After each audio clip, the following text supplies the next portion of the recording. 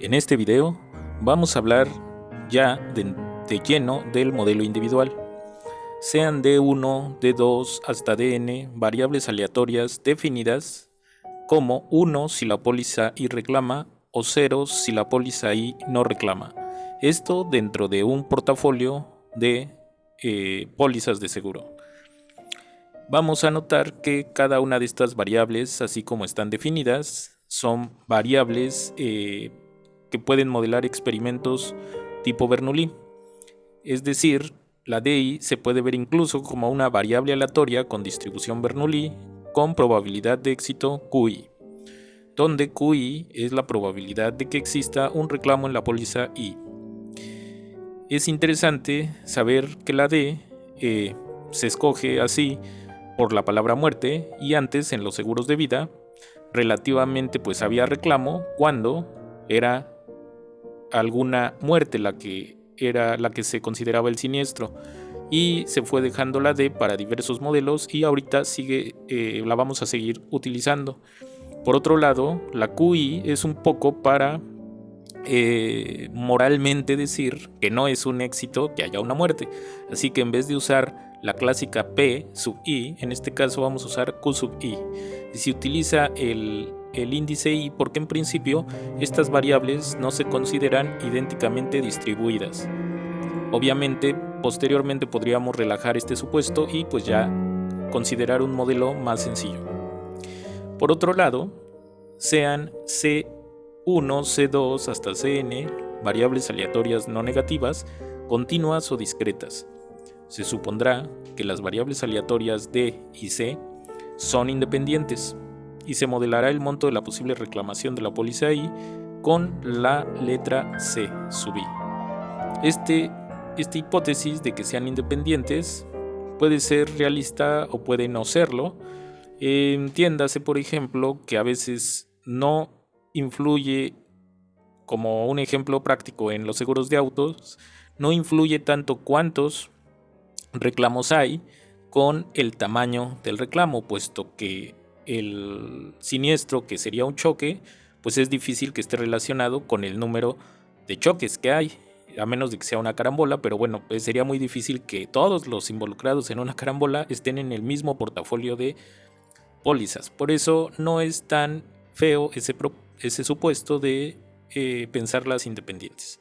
Así que el producto de CI por DI, ya que este es el monto de reclamo multiplicado por 1 cuando DI sea 1, es decir, cuando se dé el reclamo, va a ser en total este producto el monto aleatorio que va a reclamar la póliza I, pudiendo ser 0 cuando D sea 0. Así, si se tienen n pólizas, entonces esta suma es el monto agregado de reclamos. ¿Qué nos interesa principalmente conocer de S?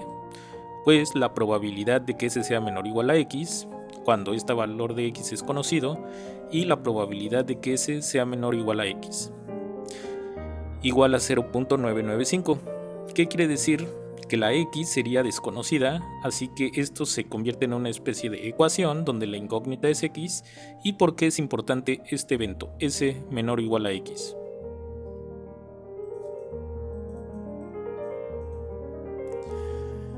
El evento S menor o igual a X lo vamos a ver como el evento los reclamos no superan el valor de X.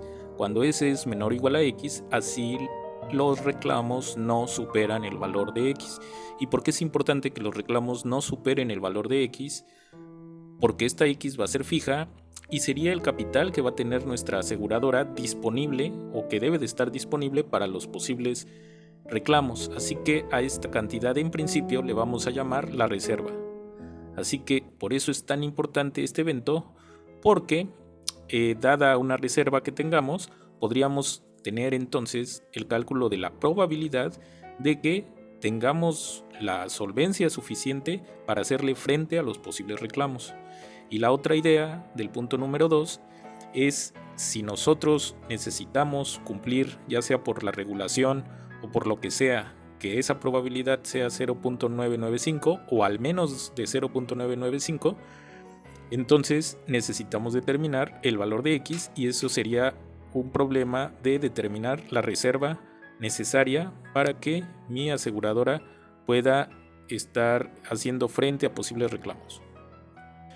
Así que esta primera parte del curso nos vamos a enfocar en conocer esta probabilidad, que por definición es una función de distribución acumulativa de la variable aleatoria S, de nuestro monto agregado de reclamos. ¿Qué vamos a poder hacer? ¿Qué vamos a poder intentar hacer? Pues un cálculo exacto, un cálculo aproximado, o bien encontrar cotas para esa cantidad. En el cálculo aproximado vamos a tener dos estrategias, una usar técnicas numéricas y la otra usar simulación estocástica.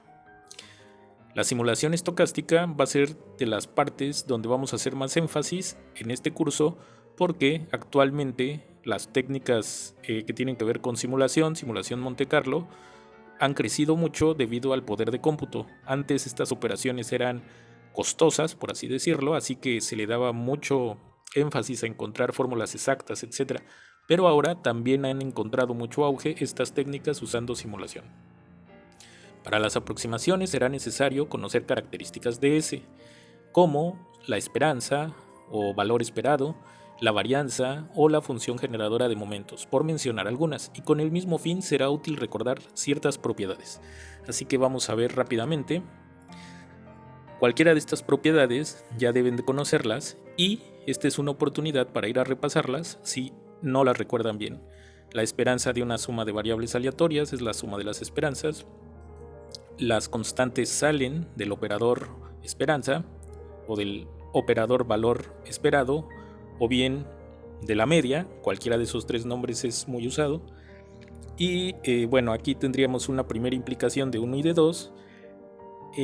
La esperanza es un operador lineal, es decir, abre sumas y saca constantes.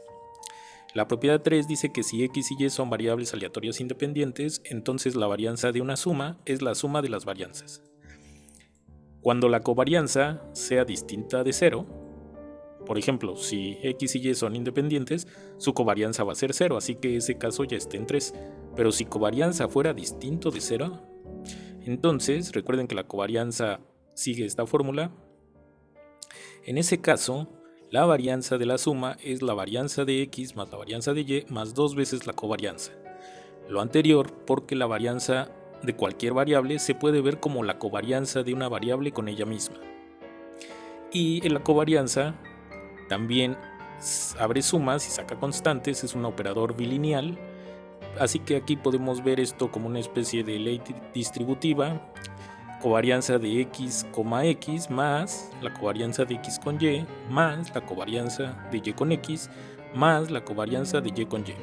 Y cada una de estas covarianzas de x y y representan a su vez las varianzas respectivas, y voy a tener finalmente 2 veces esta covarianza. Bueno, hasta aquí le vamos a dejar en este video. En próximos videos vamos a seguir hablando sobre las propiedades del modelo individual.